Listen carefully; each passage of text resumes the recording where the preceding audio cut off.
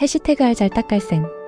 내가 교사로서 가진 거의 유일한 자부심은 미래 세대를 키워내는데 일조한다는 사실도 20여 년 전 비교적 높은 성적으로 교대에 입학했다는 사실도 아니다.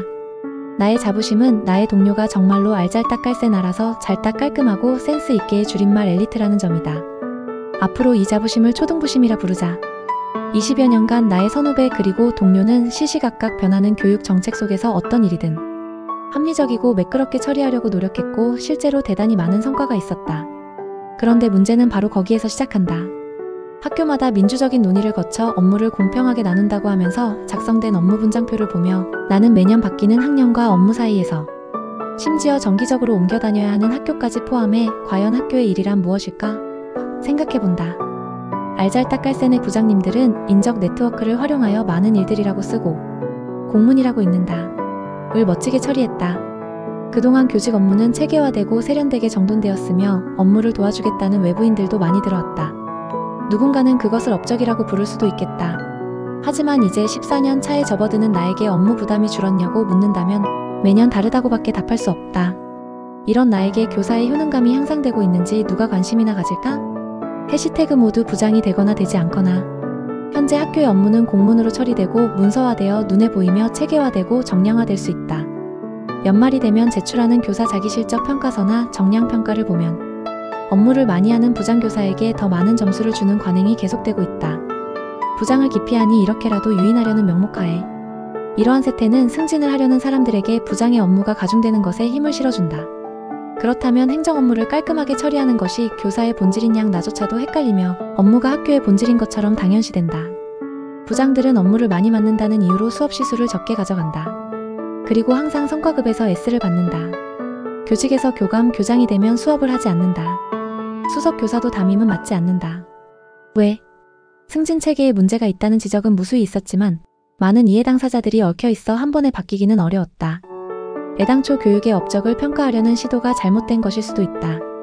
교육의 효과를 1년 만에 평가한다고? 그것이 가능한가? 다시 학교의 업무로 돌아와 생각해보자.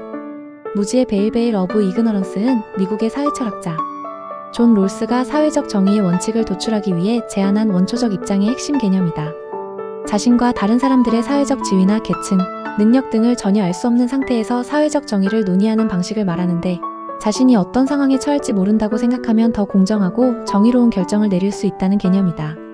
이를 학교 업무 분장이라는 좁은 틀 안에 적용해 본다면 내가 어떤 업무라도 부장 포함 맡을 수 있다는 생각을 전제로 하여 업무를 분장하는 것이다. 부장 타이틀 없이 랜덤으로 업무를 맡고 1년 동안 그 업무를 수행하면서 관료적인 행정 업무나 공문을 위한 업무는 가지치기 하는 것이다. 모두가 부장의 업무를 경험하게 된다면 학교에 꼭 필요한 업무만이 살아남지 않을까? 하는 희망회로를 돌려본다. 하지만 외부에서 쏟아지는 공문이 있는데 내부에서 업무를 가지치기 한다고 해서 달라지는 게 있을까? 사실 이게 제일 심각한 문제이다. 교육청과 학교가 왜 분리되었을까? 교사의 자율성을 최소화하고 공문이나 문서화된 계획으로 행동을 제약했을까? 그 결과 교사는 수동적인 최소한의 행동만 하게 된다. 교사는 왜 신뢰를 잃었을까?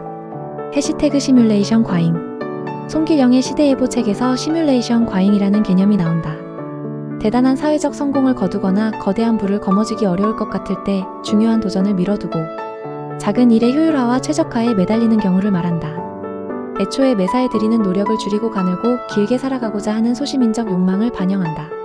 이 경우 무언가를 실천하기 위해서가 아니라 어떤 것도 실천하지 않기 위해 최적의 환경을 만들어내고자 한다.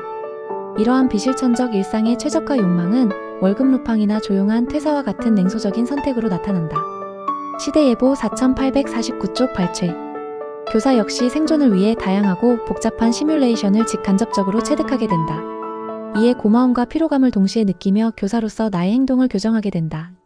학급을 운영함에 있어서도 교육에 집중하기보다는 최대한 무탈하게 아이들을 다음 학년으로 올려보내기 위해 갈등이 일어날 만한 상황은 배제하고 업무에서도 문서적 오류가 없도록 하는데 더 주의를 기울이게 된다. 공무원으로서 학교에서의 나는 언제나 대체 가능한 소모품이다. 하긴 안 그런 직업이 어디 있겠는가?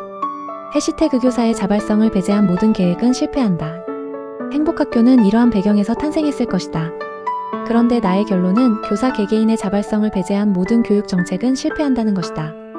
행복학교가 처음 생길 때 같은 철학을 가진 교사들이 모였다고 치자.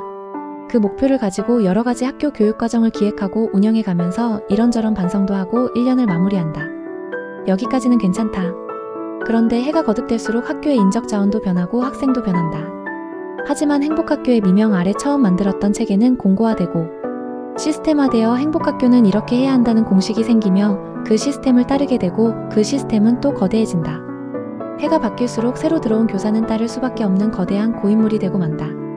알잘딱깔센의 부장교사들이 그 시스템을 또 새롭게 멋지게 바꾸고 담임들은 자발성 없이 따라간다. 이것은 나의 개인적인 견해입니다. 업무 전담팀과 담임 간의 입장 간극이 커지고 있는 것이 정말 문제다. 부장이 없어지면 누가 불편할까? 학생일까? 학부모일까? 학교 관리자일까? 교육청일까? 내가 정년까지 담임을 맡게 된다면 그건 내가 무능한 걸까?